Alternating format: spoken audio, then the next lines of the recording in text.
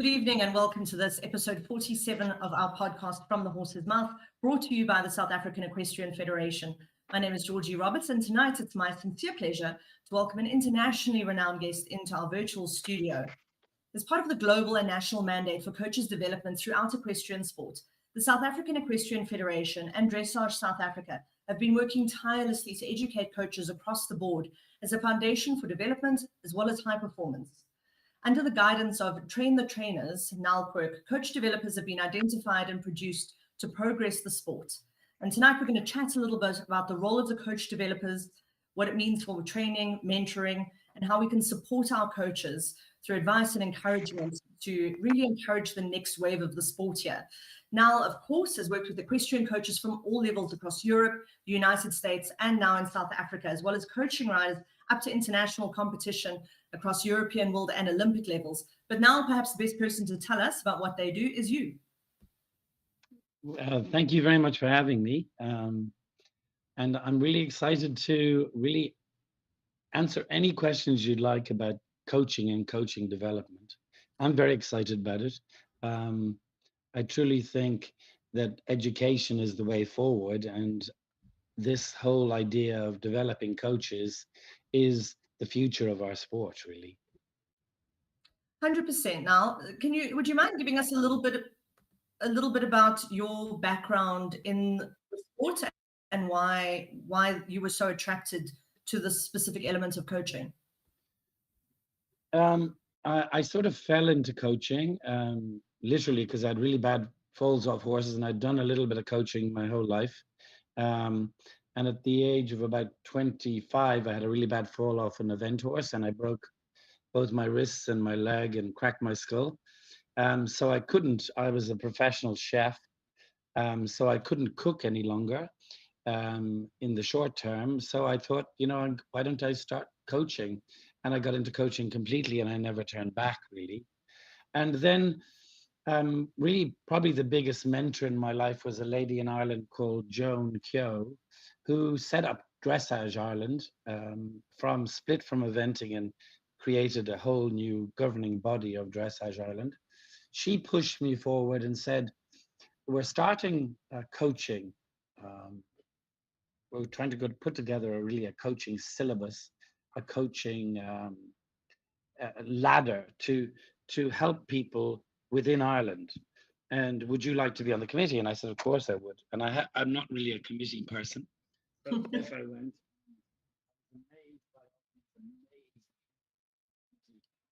Now, we've just lost a little bit of volume from you. Sorry, I'm not sure if something's changed. That's better. Is that better? Yes.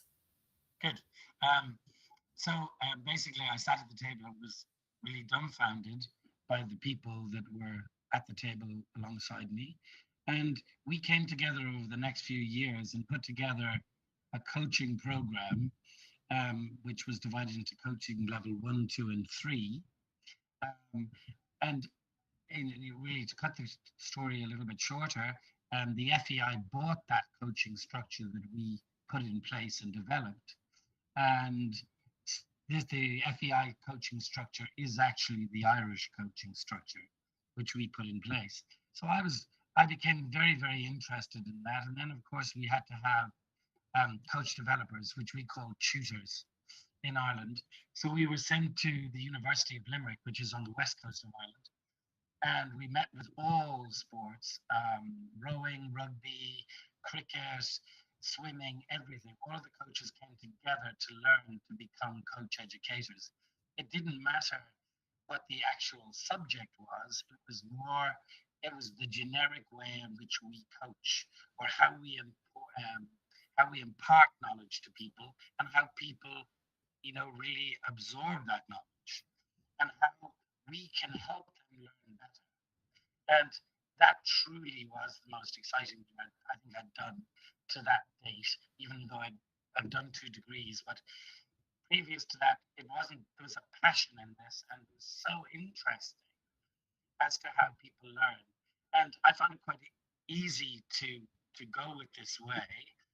And so I started becoming a coach educator in Ireland, but I loved it more and more. And then I did the symposium, the conference for British Horse Society for dressage for jumping, alongside John Ledigan.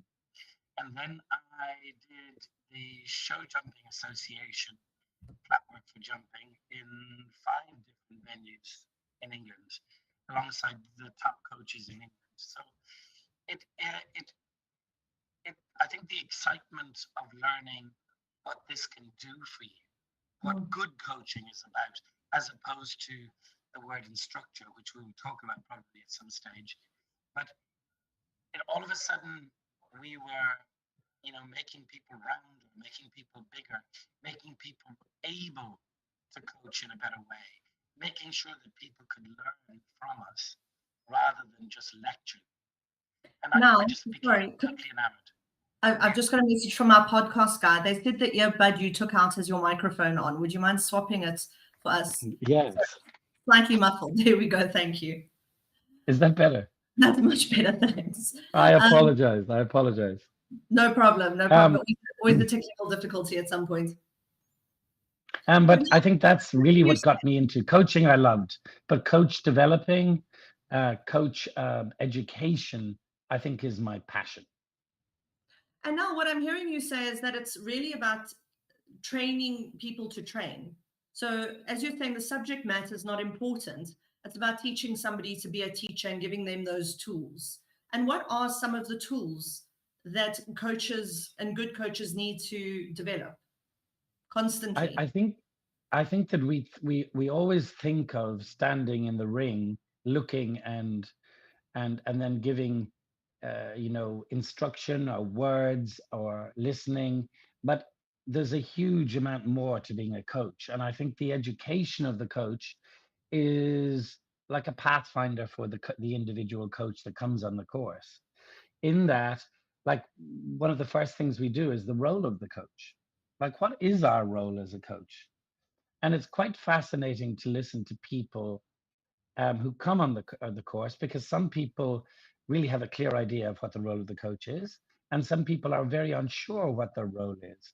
And then we bring this group of people together with their ideas, and I guide them, or the person that's giving the course guides them on the road of putting all of these ideas together and finding out truly what the role of the coach is. So that's one instance. It's understanding the mental fitness of the horse, the mental fitness of the rider, the physical fitness of the horse, the mental fitness of the rider, both horse and rider, I should say. It's all of those things coming together. It's not just turn right at the end of the arena. It's understanding maybe why they can't turn right, why the rider can't listen to us, why the horse isn't listening to the rider. Is there a physical problem? Is there a mental problem? Is there a stress? All of these things, understanding all the bits that go on around, please turn left at the end of the arena. That's what coaching is about. And that's why it's so exciting. And, for whatever level coach you have, so I have Georgina comes. Georgina's coached for a long time. Georgina's good at her job. One finds a way, when we're doing it all the time, of doing a similar way. Well, I want to open up a whole new box and give you more tools. It's like going for a shower when you're tired and you have a shower and you wake up and you go, oof, I'm ready to go again. That's what it's for the experienced coach. It's adding to, it's directing, it's making you excited again. Yeah. For the beginner, we want to show you a road that's a clear pathway from beginning to end. And now you spoke about, you've obviously been fundamental in setting up our coaching and coach developers program in South Africa under the SAEF lead coach, who we've interviewed on this podcast before. That's Regular Niehaus. But you mentioned the fact that the Irish framework has indeed been adopted by FEI. So is that the same framework that we're employing here now? Well, I've taken the essence of the FEI one and the Irish one, and I've made up our, meaning South African, our program I think it's added to because one becomes bigger all the time. So I think it's a really, really, really good program, and we have an excellent person driving. You know, one has to have somebody who drives this, because unfortunately, I did the initial course, and I think it was 7 years ago, and it sat for Yeah. 4 years because nobody drove it. And suddenly during COVID, we had a group of people who came together and decided they want to drive it. And now we have the wonderful regular who has a passion for this and wants it to develop, and education and people getting better. You know, the coach makes the rider who makes the horse. It's not, you can buy a schooled horse, but you have to have a coach that can help you ride that horse or train that horse. So it's those three interactive pieces coming together is huge. So we want a quality coach, which is really the catalyst that makes the great rider, who in turn trains the great horse. And that's where we are at this stage, I feel. And it's very exciting. And now, how important is the role of the coach? You've mentioned obviously they're incredibly important in each rider's journey, and I think the coaches, equestrian coaches, have a much tougher job than your rugby coaches. Don't Obviously that's a trending topic at the moment, but you're dealing with a sentient rugby ball, which makes it such a complicated sport. But beyond the simple combination of horses and riders, what is the greater role that the coaches play in the scheme of our sport and the development and success of our sport? I think that you've really hit the nail on the head. As I said, the horse is part athlete. So we have two athletes as opposed to one athlete. And they talk about this when you go on courses with other sports. They talk about the athlete, but we have two. And one that doesn't always conform to what we're asking them to do. And that, of course, is dependent on the skill level of the rider. But I think the understanding of the difficulty of our sport, and also the skill level needed to achieve a lot from horses. You know what I mean? And achieve a lot, meaning in relationship, in success. You know, the relationship between the horse and the rider is, if it's not a good relationship, you won't have a successful relationship in the competition ring. And I think that that's actually, which I haven't mentioned, is our system that we made in Ireland was about competitive riding.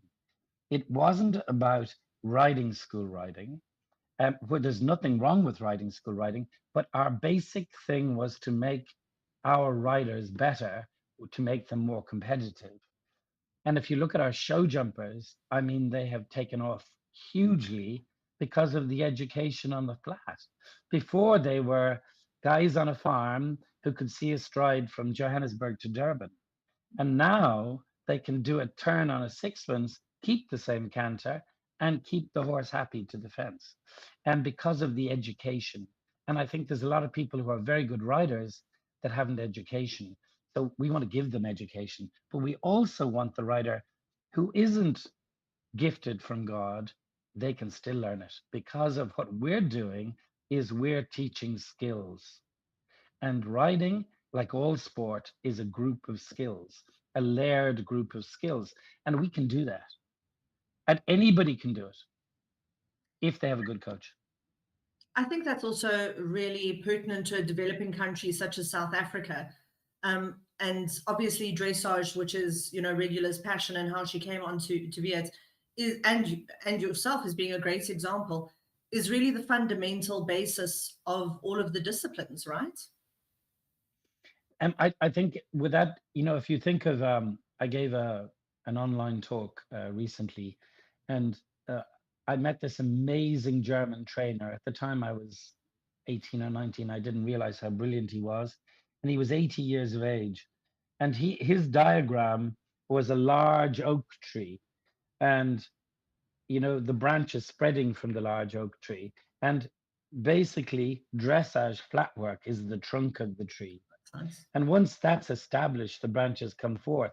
So the branch of dressage, the branch of jumping, the branch of eventing, all of these come from a basic understanding of flat work. And our system is based on the German system. Um, because the original Irish one was, we decided which is the most successful system in the world, and the German was. And I think that whole idea of being educated enough on the flat before you begin to jump, or before you begin to event, it means that you've got, um, a base level in, or a base to the structure of the house, a foundation. And that foundation can create anything. But with no foundation, the building falls, the tree falls. So I think that's so important that it's in there at the beginning in every sport.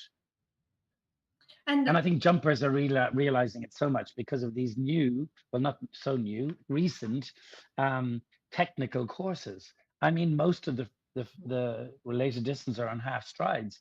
So if you haven't the ability to be able to shorten and lengthen your horse without interrupting the pace, you're in a big problem. So really, it's involved in everything. Equally the same eventing. It's so technical on the cross country now. It's not galloping for hours to wide fences. Yeah, I mean, it was really interesting watching Burley recently. It's wonderful what we as disciplines can learn from one another, and seeing those event riders tackle those, as you say, these really technical combinations was quite something. In your opinion, Niall, and what you're trying to obviously bring into the SAEF Coach Developers Program, what are the key qualities and skills that you think make particularly a good equestrian coach? But the second part to that is how are the coach developers working at really developing these traits in aspiring coaches?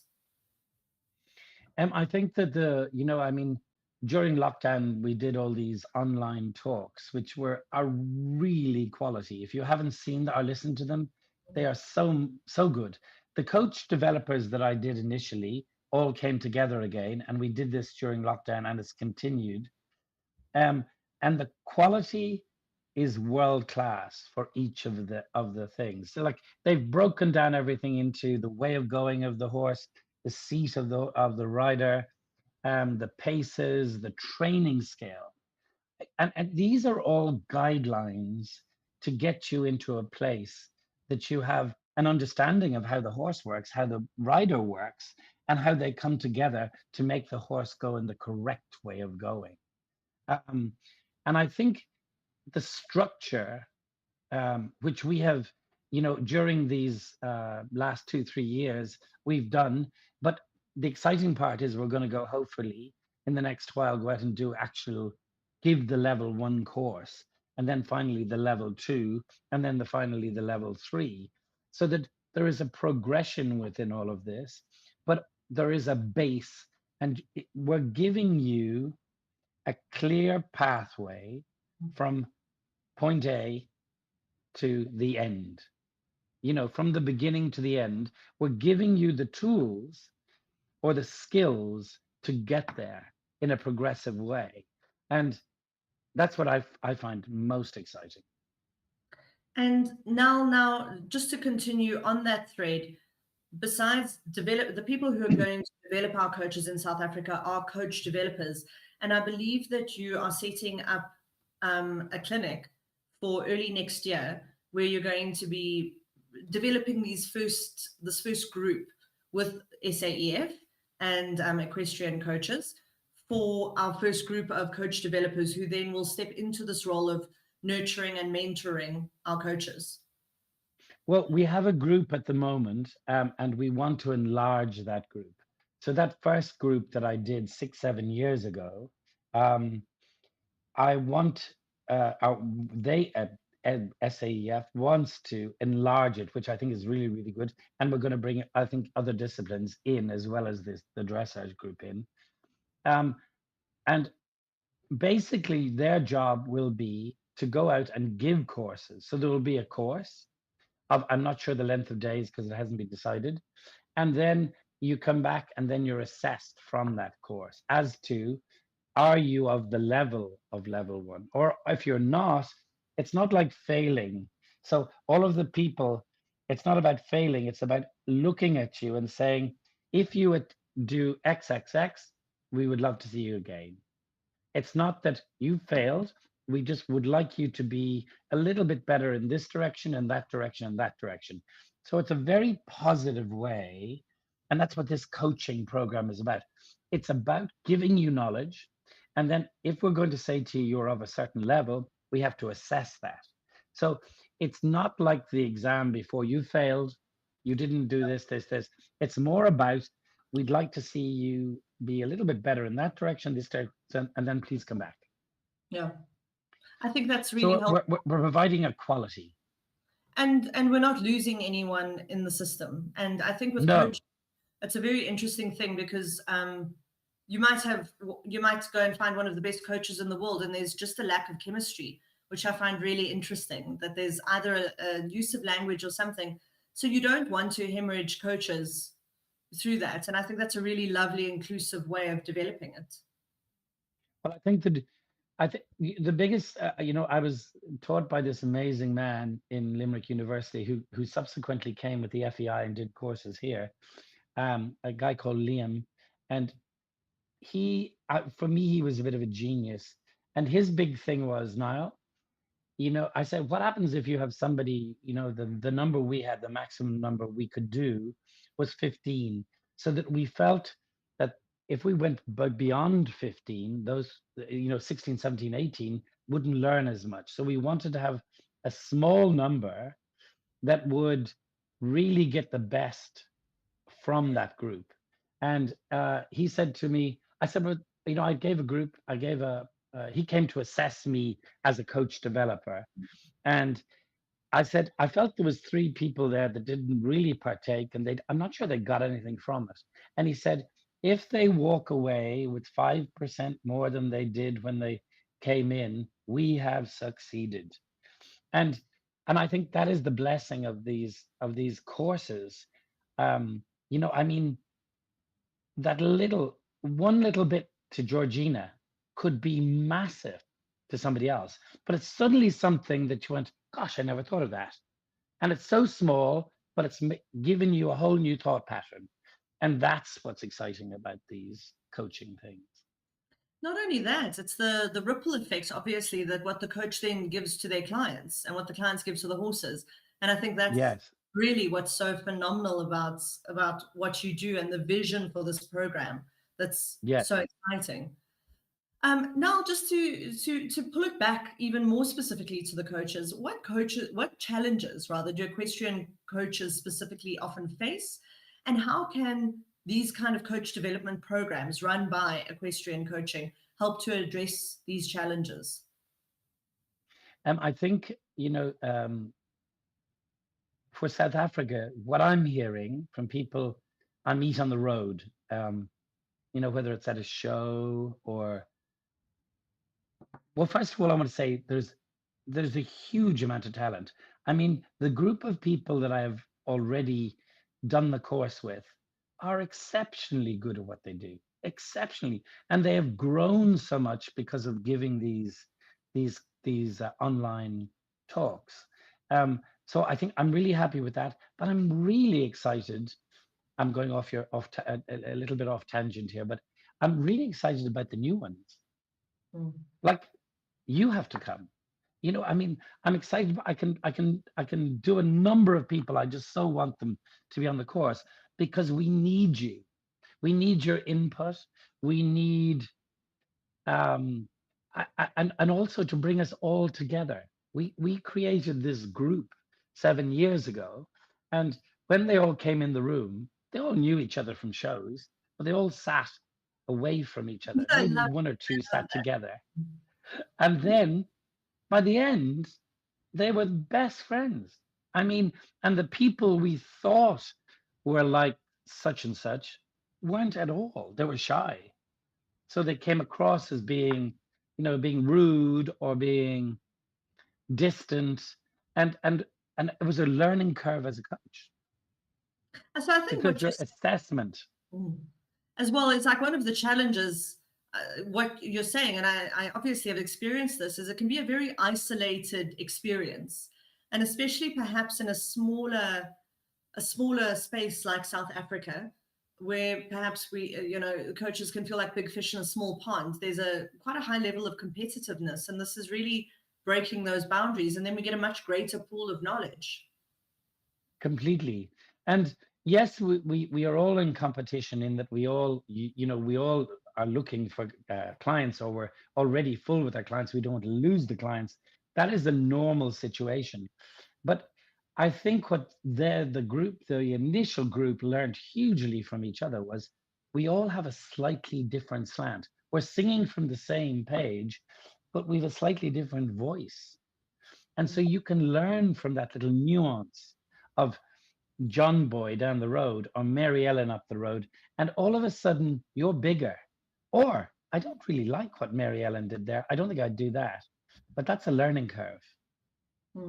And all of these things, I listened to somebody, that lady Sabine Shoot Carey, that was in Joburg and in Cape Town, and I was very lucky to go for dinner with her, and I found her very human and very grounded, and not at all aware of who she should be. And that was a gift from God, because anybody that tells you they know everything, run. I love that. Especially in horses, one must learn every day. And that's why this program is so exciting. No matter what age you are, if you're coaching, whether you're 75 or you're 25, you can keep learning. And that's the great thing about our sport, because horses teach us something new every day. I think there's a great, I remember someone saying to me, there's only one rule that works for all horses, and that is that there is not one rule that works for all horses. And it's true. Yeah, it's we're all, it's completely true. We're all masochists. Yes. Could you share some brief insights into what are some of the methods or strategies used in developing coaches? Like what kind of, you've spoken about how the coaches come together and you want them to become really thoughtful about the way that they teach. But can you give us a couple of examples about what that really looks like? Well, I think that as you were speaking there, I was just thinking how, the room, what we did when you're doing a coach developers thing, basically coaching the developers. It's about, say that I give one of the modules, which would be, say, communication. And I can use flip charts and I can use groups of people, rather than, I don't want to come and say, Georgina, what do you think of what I said? Because initially you'll recoil and you'll be, oh my God, I'm on the spotlight. So I'm going to put you together in a group of 4 and we're going to have a spokesperson. So then you're not intimidated at all, because you're speaking for your group. And the use of ways to coach people that we're not particularly used to. We're all brought up on instruction. Turn left, turn right, put your heels down. But it's more of this roundedness. Are you bodily, do you understand the rider's body enough to start directing hands, legs, shoulders? Do you understand the movement in the body? Do you understand what the body has to do as the horse moves? Well, we want to help you with that. And that's one part of it, or, as I said, with communication, if I shout at the person, 2% of people will probably learn from it. If they're maybe of German descent, maybe it could be a bigger group. And I'm being funny in one way, but I trained in Germany. I understand it. And I think other people you have to understand how they learn. And then you must tailor your coaching toward them, not they must change to your coaching. And I think that is the way one teaches today. I mean, in the classroom, it's all about this way. And that's what coaching is. It's not an instructor. The old-fashioned military, abusive, we all have to have a different type of coach in us. We have the definite, kind of master coach who will tell you what to do, because some stage you have to tell some people, but you also have to be warm and cuddly a little bit, but not too much, because they won't learn. But you must encourage, You know, there's so many parts of being a coach that makes up the good coach. It's not, I will tell you what to do. Hold the outside rein. Well, why not explain to them, you Now, know, that the inside leg creates the outside rein, I would love someone to you tell me know? what to do with my life. That would be very helpful. Um, but No, you can give direction. I can't get on the horse and ride for you, and I now, can't coach for you either, but I can help you in maybe your delivery, in your speed of delivery, in in the use of questioning. Like I said to you that I want the horse to be a little bit more laterally bent with less flexion. So I fire those words at you, but I don't know whether you understand those words. So then I have to say to you, what do you picture when I say that? Because that could be an absolute, I was going to say a very rude word, a minefield of an answer because they don't really know what you've just said. And very few people question people as to what they've just absorbed or what they've learned from what you said. And it's great for us because then we find out, ooh, I have to definitely question more, or I have to have a selection of pictures to make that happen. Now, you've mentioned it a few times, the difference between coaching and instructing. Will Yes, you will you discuss that a little bit? Because obviously everyone kind of grew up with having instructors, not of coaches. course. Yeah. And I think a lot of people, I think even the British Horse Society, I was working in Florida yesterday, and one of the people that lives down there are English, and they have got the British Horse Society exams like I have. And we were British Horse Society instructors, but they've changed the name. It's now coaching because instructor really means giving instructions as opposed to looking what's in front of me, assessing what's in front of me, both the rider and the horse, and the pair together, and then choosing something that we have to work on. And the use of questioning to find out how long they've been riding. Um, is their body intact? Meaning, are they fit to ride? Maybe they've got a bad back or a bad hip or a bad knee. So all of these things have to be part of your equation as to how you approach that coaching or helping them to get better. Whereas before that was never taken into. Just keep going, and that was the way. And certain people thrived on that, but certain people fall by the wayside. And those certain people could be the best riders if we are good at our assessment of what's in front of us, our choices of what we're going to do with those people, that they're capable of, that we can achieve in that moment, that they can go away with, oh, I really achieved that, and come back again and we add the next layer. But we're not making them a Grand Prix rider in 45 minutes. Oh, that's a pity because that would be a real moneymaker if you could do that Yeah, now. I tell you. That would be great. So obviously our wonderful podcast team has dropped a link into the comment section for anybody who's watching. That is www.equestriancoaching.co.za. That is the portal to visit if you are interested in what we're chatting about. There are obviously courses for coaches, and then there will be a notification about this Coach Developers Program in early 2024. That's where you can go. Now, where does somebody of your level, an international training the trainers, coach developer, how do you stay abreast of new coaching techniques, what coaches need to be aware of, the psychology of coaching? You know, the world is such a plethora of information and education at the moment. How do you possibly absorb all of this and collate it? Um, if you see me, somebody said to me, "Well, what are we coming with this time, Niall?" Meaning, I do a lot of parallel stuff to riding. I became a Pilates teacher because I didn't understand the body. You know, I had gone through the British Horse Society, and I'd gone through the Pony Club, and I learned all about the digestive system of the horse, and the muscular system of the horse, and the skeletal system of the horse, all of those things, but nobody really explained the rider's body to me, other than we had the lines: ear, shoulder, hip, heel. Who can do that? Nobody. Nobody, because of the structure of our bodies and our conformation. So we have lots of variables within our posture that will help us or hinder us.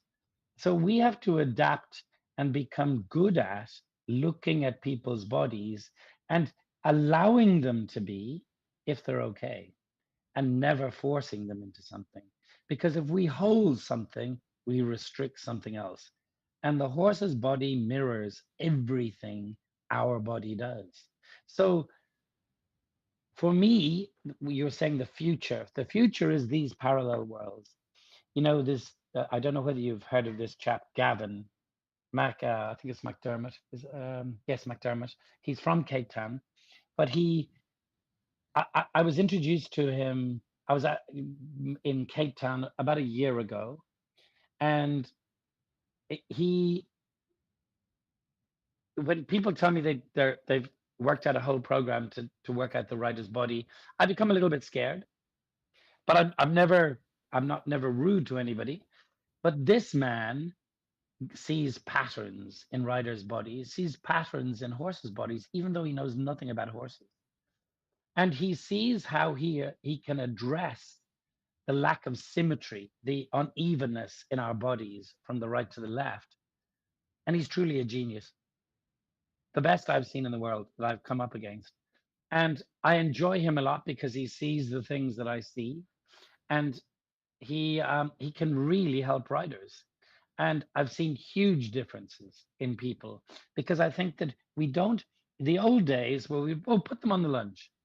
Well, exhaust a horse for hours, make them sore because we can't sit properly. Why not get fitter, more supple, more aligned, more, understanding where we are in space, coordinated off the horse, and then come back to the horse and be able or available to the coach to let it happen. For me, I love that. So the Gavin type people, or the Pilates people, or the yoga people that can do this make my job easier. And then my next person that I stumbled on, these are my parallel worlds, is Natalie Faree. Do you know Natalie? We actually, funnily enough, had Natalie on the podcast a couple of weeks ago discussing neurofeedback. Yes. Well, I think she's changed my brain completely in my coaching. And I don't ride very often because my hips are done.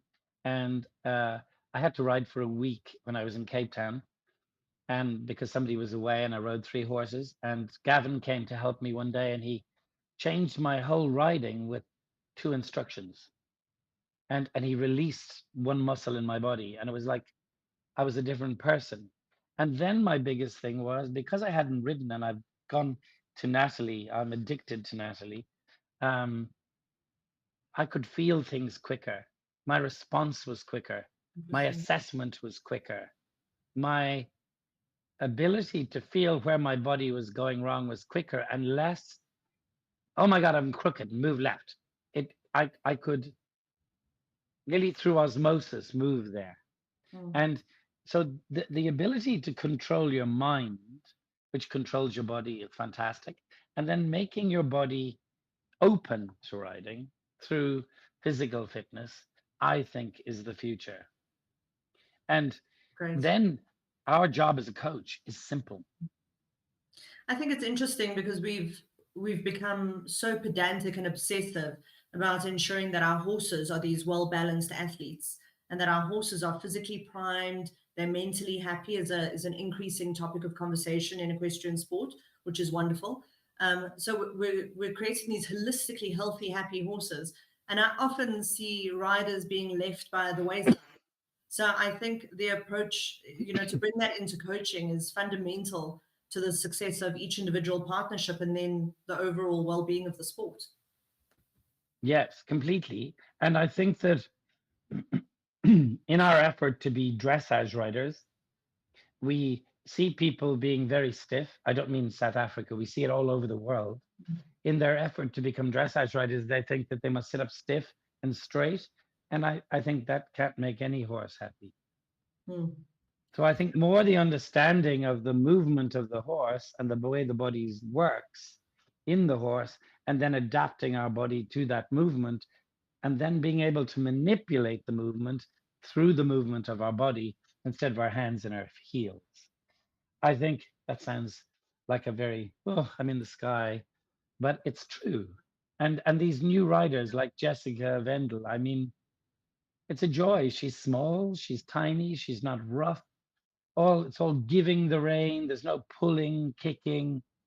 I'm not saying she doesn't kick the horse sometimes, of course, to make it happen, but there is a way other than pull its head and kick it.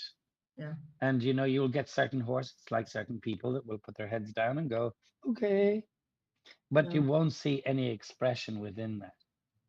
And I think the new way, the new true training way, as in Lottie Fry and Charlotte, is this lightness and softness, rather than the old-fashioned hold and kick and sit up straight. They do sit up straight, but they're soft. Yeah, shoulders, hips, heels. Yes. Now I can tell you confidently. You obviously know I've got a lovely 6-year-old daughter who terrorizes me. But if you've ever tried to carry an unwilling child, you will know how important the rider's weight is to a horse. It makes a massive difference if your 20-kilogram child wants to go with you or doesn't want to go with you. So I fully support what you're saying there. Moving again, discussing this coach developers system. What is the importance of mentorship? You've mentioned kind of peer learning, which is so lovely and definitely something we've missed out on, historically, I think, again, not in South Africa, but just in equestrian sports around the world. But what is the importance specifically of mentorship? What is the benefit that can offer coaches? Somebody asked me in Florida last week, what what was the biggest thing I learned in Germany? I went to Germany and I was terrified. First of all, I couldn't ride. I'd ridden all my life, but I couldn't ride, and they told me every day I couldn't ride. Meaning I couldn't sit and work the horse with riding. I'd been around a 4-star horse trials, but I hadn't done that. And I think that was mind-boggling. My lessons were very nerve-wracking because there was 11 horses in the ring at the same time, and I was on a mare a lot of the time, and they were all stallions. And everyone was doing one-time changes, piaffe passage, and zigzag half passes, and you had to work around them during your lesson. So that was terrifying. The biggest thing I learned, I absorbed that, and I loved every moment of it, but I was terrified. The rest of the day, I watched every horse from 10 o'clock in the morning, because my lessons finished at 10, my last lesson, and then I would watch until 5 o'clock in the evening. And I watched amazing riders ride every day. And I went, how does she sit? Because I would ask Schumacher, he'd say, sit more. And I was going, how, Mr. Schumacher? And he goes, just ride. And so there was no coaching. It was just do it. But again, this man never taught anybody that couldn't sit. They already could do Prix St. George before he came to them, before they came to him, rather. So he had educated riders, which we're trying to do in South Africa, create educated riders, rather than get there on a wing and a prayer. And what I learned from that was I worked out how people did that. And then I would go hacking in the afternoon, and I would sit beside somebody who had been with Kira Kirkland for 5 years. And she would explain to me what Kira would say about the body and this, that, and the other, what the leg should do, gave me pictures. And that's what I think coaching is. It's, that, and I'm also very aware when I teach people the first time that they're probably terrified of me. Do you know what I mean? Because they come in and they think, oh God, first lesson. So I try to diffuse that a lot because I was that person. But also, it's these little bits of things that, Emma said to me about Kira, or somebody else said about Balconhol. Balconhol did it this way or that way, and I would try to get all that stuff in my head when he would say to me, "Right shoulder in." So I think coaching is a lot of little things coming together to make the big picture. You know, it's that jigsaw coming together finally. But you have to start somewhere. But I think an awareness as a coach and a coach developer is, what have I got in front of me? How are they responding to me? Are they scared of me? Are they arrogant? Maybe why are they arrogant? You know, How do I think, coaches? sorry. I was going to say, how can a coach identify the right kind of mentor to help guide them in their coaching journey? I think that the whole mentoring idea, which you started with, which I go on tangents constantly, excuse me. The mentoring thing, I think, is one of the most wonderful things. I say every time I'm in South Africa, anybody can watch me. Anyone. You know, in America, they don't, because they have to pay. Yeah, because the person that organizes the clinic charges. So it's like $50 a day to listen. So, yeah, which is a lot of money in South Africa. But you know, I think I want people to come listen. I can't talk to you because I'm working, so I can't answer your questions. At the end of the day, I'll certainly answer your questions, like why did you do this, this, and this? No problem at all. And I would say the majority of the original coach developers would let you do the same. And in doing that, you start to get your eye in the assessment of what's happening in front of you, both with the horse and the rider, and the two as a partnership. And then you see how people have different approaches. And then you start to get together like a little trunk behind you that you can dive into the trunk and go, oh, I'll take a little bit of that one, or I'll take a little bit of this one. And that's what you need. You can't learn it from a book, and you can't learn it from a course. So the course is giving you the structure where to go and giving you the information, but you really need, it's a sport. You have to be really out there watching, looking, and learning. And really that knowledge comes gradually, and it's a layer and a layer and a layer. Just think yourself, you know, what you saw 5 years ago, you can see much more now than you can 5 years ago. And maybe that was somebody helping you. Maybe that was just your eyes getting better, or maybe you've been somewhere and you've listened to somebody. Absolutely. Are there any particular coaching philosophies that you've mentioned so much, but is there a core philosophy that you really hope that we're going to imbue into our South African coaching program? It's not a philosophy, but it's a thought, really. But when I was about 30, I started skiing, snow skiing. And it was the most humbling thing I've ever done in my life. I was an idiot on skis. And I took that back with me in realizing, you know, at that stage, I taught quite a lot of beginners. And the understanding of all that I expected them to be able to do that. Well, they can't. And one has to have an understanding of people's inadequacies as well as their pluses, and helping them with their inadequacies, but choosing the inadequacy that is the most important thing at that moment.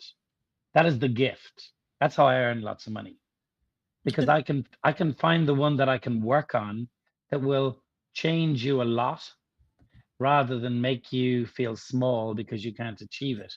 And if it's the wrong one, I'll change quickly. So I haven't got an ego about what I'm doing. It's I'm watching what is happening and evolving, and I'm aware, very much aware. And I think what I said about Sabine, human. I want to be human. Yeah. If I was to say, I think all coaches have to be human. The minute they become arrogant, or and I've met some arrogant ones, and or if they're, I think, humble and human, I think is a huge part of being a really good coach. And I think our whole structure leads you that way, or lends to that, really. I mean, as if horses themselves didn't lend us enough to humility, but yes, I totally get what you're saying. Now, have you seen a big shift in equestrian coaching, and the manner in which it's done over the last decade? I love just talking about the coach developers that were there 6 years ago. The growth, they were already good coaches, but they've grown because of all these layers that we've put with them, and they've evolved. It's not that I did the initial thing and I've helped them with their presentations at different stages, but they're much bigger than that. Because a coach developer, I'm leading you in a direction. I'm not giving you my way. I'm leading you in a way. I'm giving you suggestions. And these people just need a word and they become bigger. And they really are big. And that's what the exciting thing is for this new course. That's For great. me, is that there are so many people that I would love to do the course, who are very good at what they do. And I want them to be part of our team. And I want all of us to be a part of a team. It's not about them and us. It's about all of us coming together and making South African equestrianism better. No, yeah, absolutely. And it's for the good of the sport. It's for the good of the horse. Yeah. The FEI has created a new slogan which says, it literally says, for the love of the horse, for the love of the sport, for the good of the horse, the good of the stakeholders, and the good of the sport. And I think that really is the bigger picture thinking that we all need to be quite mindful of. Yes. Can you share some examples or success stories of athletes or coaches who've benefited from being open to their personal developments? And I mean, I want to say that, obviously any great coach is open to constant development, as we all need to be. But has there been a particularly poignant case for you? I think there's lots of cases in that, when you start doing these courses, when I went to do the British Horse Society, I had gone through the exam system of the British Horse Society, and I had gone to England to do my exams, and then I got all the way involved. 15 years later, John Ledingham was giving the jumping one, and he said to me, "I'd like you to come to England with me, Niall, and give the British Horse Society coaches symposium." We call it symposium in America. I'm thinking conference, and I was like petrified. And I think that I gave it, and afterward, I had so many people that I had admired as a kid come up to me from the audience. It was 450 coaches from all over England who came up to me and said, "That was absolutely amazing.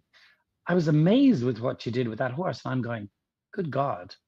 But the openness of, there was one woman who was very famous. She had trained Lucinda Green across country, and she had trained a lot of the big names of that era. And she came up to you, and I always wanted to see her work, because she had very, very not strange is the wrong word. She had unique ways of training the horse cross country to help them with difficult angles and bends. And it was at the beginning of those very difficult lines that people were riding cross country. And she came up and she said, "I would really, really like to work with you." And I'm thinking, I was dumbfounded, completely dumbfounded. And first of all, that she would even say that, but it was more her humbleness. And I was in South Africa with it's staying in a house, and Lucinda Green was staying in the house. And so when I was growing up, I had Lucinda Green's posters on my wall because I wanted to be an event writer. And so I had all her posters on the wall. And she was talking to me because she had come and watched me in the afternoon. She said, "If I had a horse, I'd come to you now." And I was just like, I couldn't tell her that she was my God. literally, as a rider. And she was just tremendous, absolutely amazing.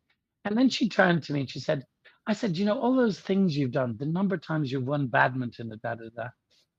And she said, and she doesn't drink. So it wasn't like we were drinking loads of wine or anything.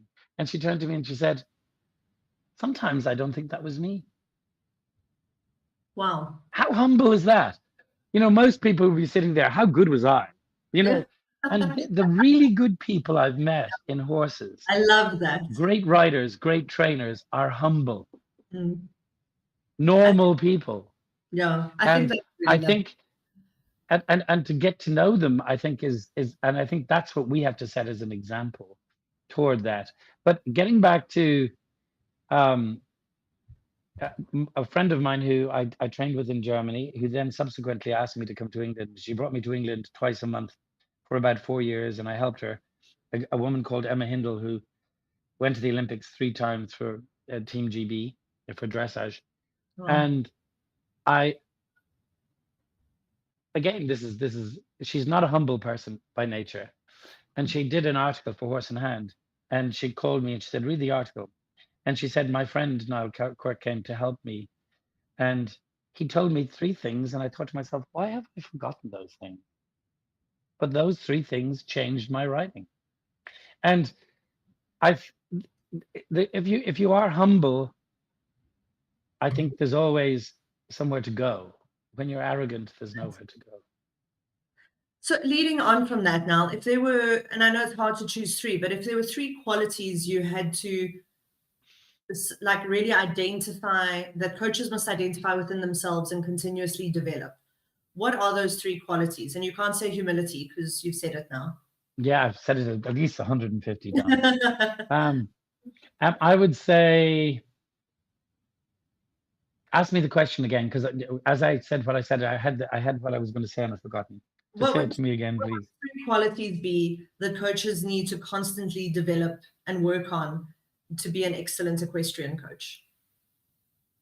I think communication, questioning, and awareness, I would say. Questioning is an interesting one for me. I love it, but will you elaborate on that a little bit?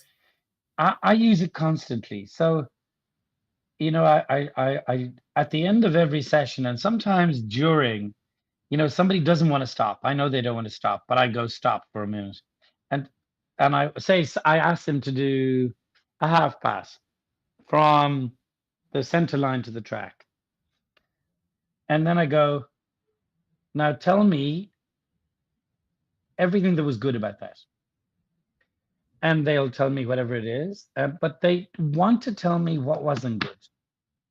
As opposed to, we have to appreciate the good things and then help the bad things, as opposed to bring the horse down or ourselves down or our riding down with the negativity of what's wrong. So I want them to, first of all, I want to know, did they know what they were doing? Were they aware of what was happening? And would they, the next one would be, well, with what you're saying is wrong, what would you do to help that? Because I am making an independent rider. I'm making an independent coach developer. I'm not making them dependent on me, because a coach should never be, or the coach should never make their client dependent on them. We are making it, we're making better riders who make better horses who can do it by themselves. And I think that's what I'm building there, but I'm also involving them in their own learning, as opposed to me telling them, coming back to the instructor. Now I'm going to say the quote to you, and I haven't said it for a while, so forgive me, I always get it wrong. If you tell me, I forget. If you teach me, something, and if you involve me, I remember. Nice. And involving the person in their own learning makes them remember what they did or how they did it. And questioning is a huge part of that. So they are a huge part of their learning. It's not about me giving words, it's about me directing them into what they have to become. What in South Africa specifically, obviously we need more support and more people to join the equestriancoaching.co.za initiative that is being run by our lead coach and our national coaching committee. What other trends do you see coming that's really going to help our coaches and by proxy help our sport in the next few years? Well, I think that people are being very proactive about bringing coaches in, good coaches in. Like the pro series that they Yes, run. and I that- mean they're really putting a huge amount of work into it, which is wonderful. They're bringing judges in, and there are different people at different stages do that. I think that is wonderful. I think if we're talking of different levels of rider for that situation is if I know the main road from Joburg to Durban, then I can go off the road and come back on it. If I'm unsure of the road to Durban and I start going off the road, I am lost for days. So in our learning, the coach, the rider that goes to a lot of different coaches that are not, they might have the same thread through them, but they have different methods, is quite complicated. And that's why our coaching program is about this German method. There's no tricks involved. We're going to show you the main road. You can go anywhere after that, but first become educated, then go anywhere you like. But in listening to these people, it's wonderful. You know what I mean? And going to watch, like Sabine, I listen to her and she's inspirational. It's the German system. She can speak English well. So you straight away, you can understand what she's saying. Whereas a lot of German and Dutch trainers don't always have that gift of brilliant English. So you're lost in some of the words or in the phrasing of what they say. And don't get me wrong, I'm not saying that we shouldn't have them. I'm just saying we must be choosy in who we're going to use to help us on a road if we are the rider. For the coaches, I think it's really good to do all of these courses, to go and listen to these people. 100%. Does that make sense? Absolutely. Now, what can pupils do to be star pupils for their coaches? I think I hadn't been in Florida for a month, 5 weeks, because I'd been in South Africa. And I think the biggest thing I love when I come back is that people have worked at what we've done and then we move on. Some people, if people haven't been working at what they're doing, it's like, someone said to me, I said, well, why haven't you been doing your Gavin exercise? Oh, I just got lazy. Well, you're not going to get better, honey. Yeah. That's the way it is. You have to, there's a lot of effort in riding, in both your fitness, your suppleness, your horse's fitness, your suppleness. But we always think about those, but we don't think of our own. So we have to invest time, energy in what we want from it, or we want to play. And if you want to play, that's fine. But in our program, we would be trying to design riders who are getting better rather than that are playing. Not that I have a problem with somebody who wants to play at riding, and that's fine. Absolutely fine too. I think it's fine as long as your outcomes are aligned to what your input is. So you can play 2 days a week, but then you can't expect to be Pre St. George from novice in the next year. And I think that's maybe sometimes the frustration that's everyone involved, including the horse, might feel with the situation. Completely. Now, is there anything else that you would like to share with anyone that's going to be listening to this? I think that just one thing. I think that South Africa puts itself down quite a lot. They don't mean to. I think every country does about its own country. I think you have some very good horses and some very good riders, and you're getting better. But to get better, you have to invest, not money. The other one thing I would love to say is the hard thing, I think, for so many people, as I go around South Africa and hear stories, is the cost of all of this. I would love if we could get a sponsor to help a little bit with the cost of the courses. That we don't exclude people that haven't got the money to do it. We want everybody, and some of those people that mightn't have the money at the moment, we don't want to exclude them if they're good at their job or they want to learn. That's what I'd love. And there must be a sponsor out there, because it's a good thing to sponsor. It's furthering coaches. Coaches, they're going to tell people, they have clients. So the filtering down process of this sponsorship would be a wonderful thing. It would be a wonderful thing. Reggie will probably kill me. It would be a real investment into the longevity of the sport. If we Completely. really care about the sport, we really need to think about worthwhile ways of investing in it. Yeah. Now, thank you so much for joining us, taking time out. We obviously lost you. I think we lost you at a delay in JFK last week. So we really appreciate you making the time to join us this evening.